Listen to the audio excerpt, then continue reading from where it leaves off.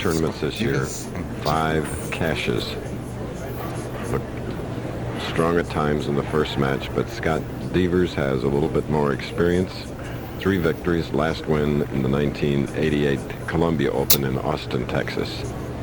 But Richie will shoot first on the left lane. Chris, so far this year, the bowler who has started the match has only won 25% of the time. Let's see if that happens to Rich Wolf. Well, he averted that split anyway, leading to 6-10. And I can't say any particular reason why somebody who would start the match would only win 1 out of 4 matches. So it's something to kind of follow, and let's see if the trend continues throughout the year. But Rich Wolf is going against the odds.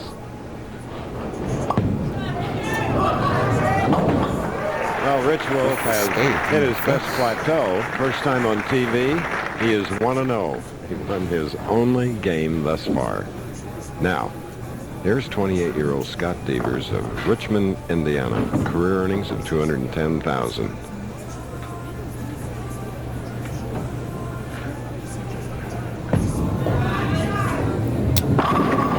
Oh, 2 lefties going head-to-head. It'll be a righty the winner will meet, though, and that's our tournament leader, Brian Voss. Devers, watch this arm swing. He takes it out, then re-gets it, tucks it in. So he ends up with a very good arm swing at the release point. That inside out doesn't play much hook.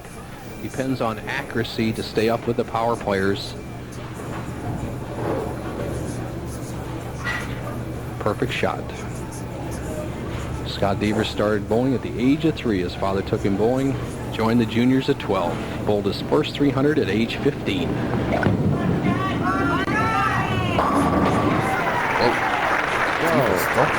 Awesome beginning for the veteran Scott Devers.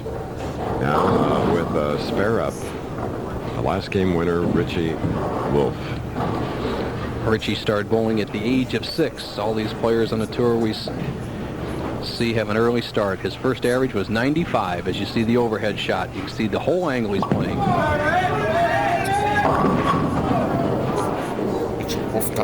Well, we have the 2-4, 7-8 on the right lane for the left-hander.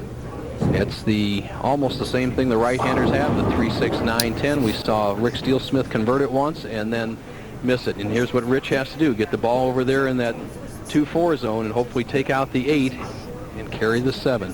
Tough spare.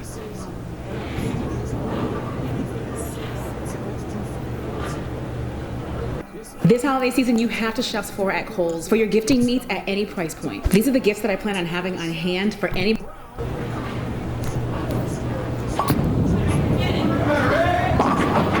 All right. We're in Broward County, South Florida, where they have 3,000 hours of sunshine every year, Bo. Well, I got about an hour of it yesterday, and I'm a little bit red. Richie Wolf is sponsored by some fellows who own a pro shop in his hometown area of Falls Church, which is only 25 minutes from the capital of the United States. Sponsor is basically somebody who puts up the money, hopefully to get a return on his investment for our player to come out here on tour. At this time on the 6th.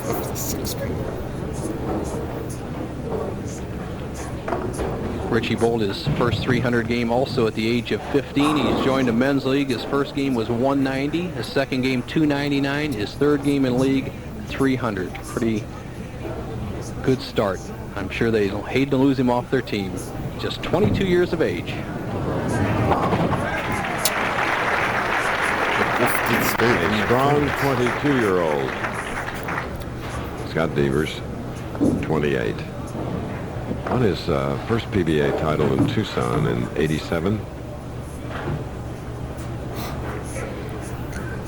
See the line of Devers much more to the left than the big hook ball being played by Wolf. Contrasting styles.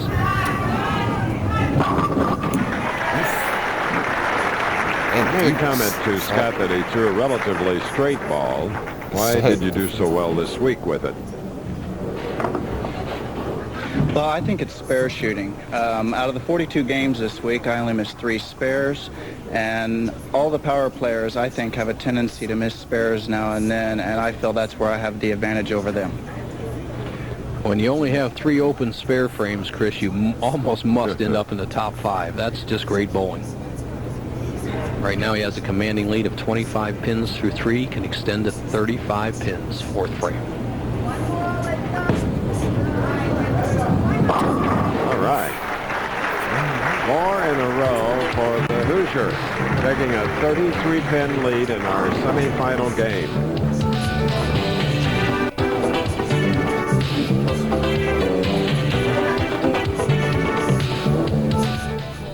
Exciting NCAA college basketball tomorrow right here on ABC.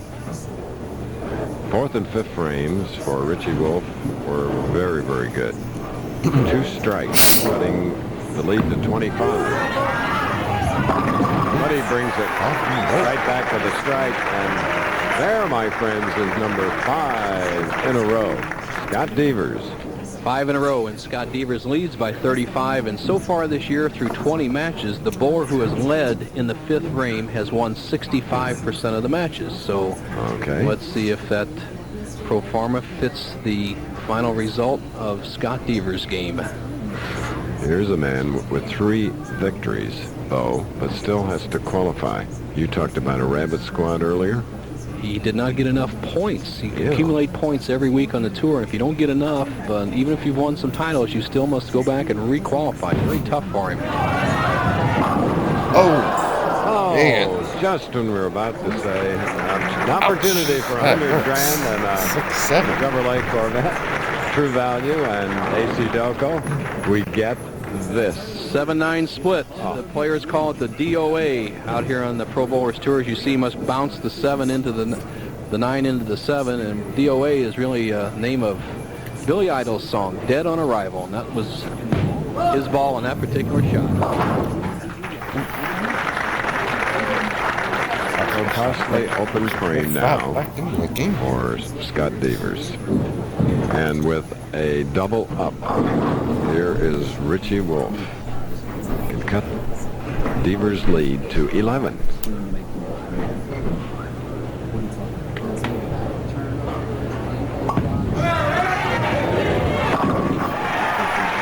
Sort of convincing fashion. You know, following us, as has been the case from day one, it's ABC's Wide World of Sports. 2 international competitions. Figure skating first pro competition in the Soviet Union, and Bo, I know you love gymnastics. You'll see 3 terrific Soviet stars in that competition. Also, a salute to... Well, we salute to Buster Douglas, and that was just a wonderful match. I had the chance of watching it while we were in New Orleans after the telecast last week, and he just kept pecking away, and finally beat the supposedly unbeatable Mike Tyson. Now stringing 4 of his own is Richie Wolf, who now he trails by only 1 pin. Don't go away.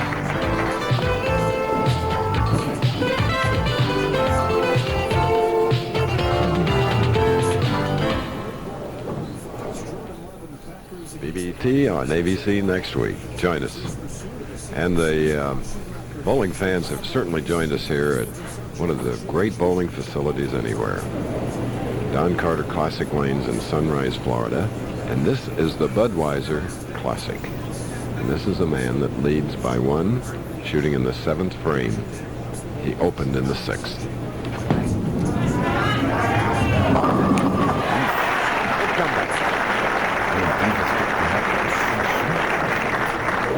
Bowling writer in Richmond, Indiana, Chuck Kenzel, is a big rooter of this left-hander. And the normally unflappable Scott Devers has to like that. Gets the wall shot, recovers from that 7-9 pocket split in the 6th frame, and maintains his 1-pin lead.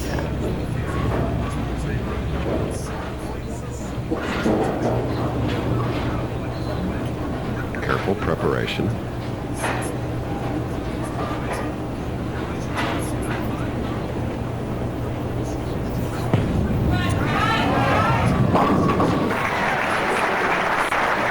For him, a delightful double. to take the lead by 11. What a way to come back there in the 8th frame after he hung up in the thumb hole, lofted the ball too far down the lane, got the split in the 6th. He makes a very aggressive shot in the 8th, regains the lead, and has put the pressure right back on Richie Wolf. 8th frame.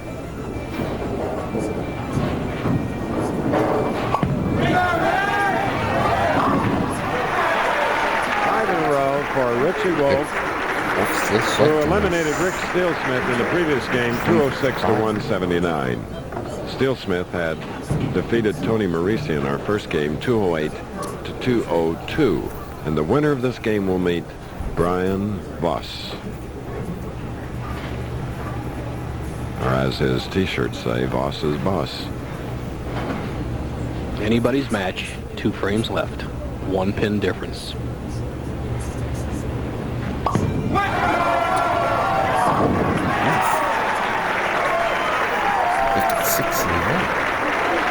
Six-bagger.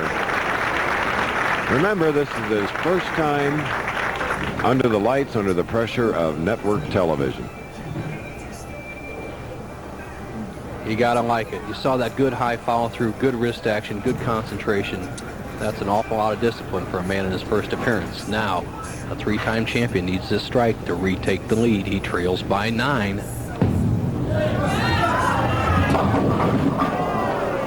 Leaving a 6-10. Scott Devers under the pressure, a little anxious, raises up just before he releases the ball, pulls it across his body, avoids the 6-8-10 split, and has a relatively easy spare to make the 6 and 10 pins, but he's in trouble in the match. He will trail by 11 going into the 10th frame.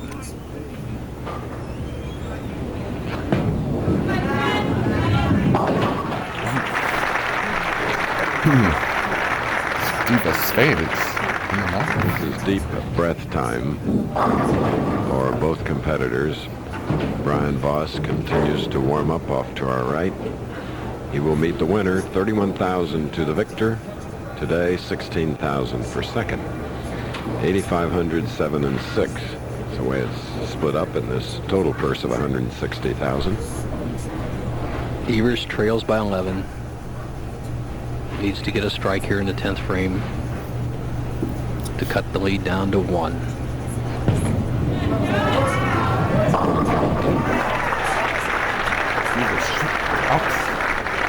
Gets the first one. One more, he would have a 240 game. He would force Richie Wolf to at least a strike to win the match.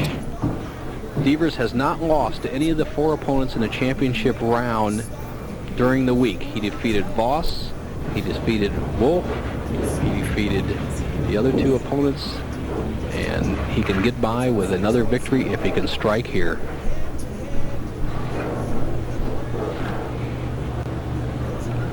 Playing right down the center of the lane, he'll drift slightly to his left, roll the ball around the second arrow very straight, depends on accuracy.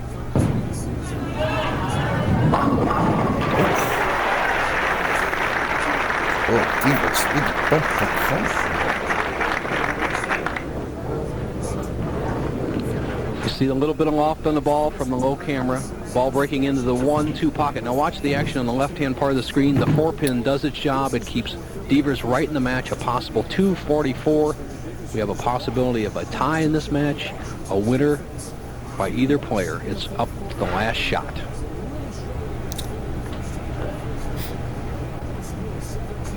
Looking away.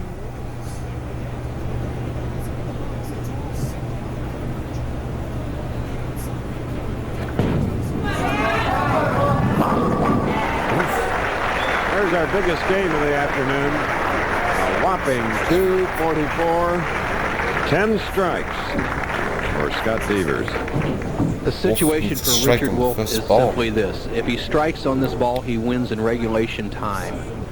If he gets 9 spare strike, we have a tie. If he gets anything less, he loses. 6 in a row. Gets 8. That's a loser. Oh. He is not going to win the match. He's going to shoot 243 best. Scott Devers is going to finish with 244. It's going to be Devers against Voss. Devers dodged the bullet. Wow, what a tough break for Richie Wolf. Wow, what a match. There is your winner, Scott Devers, ABC Sports.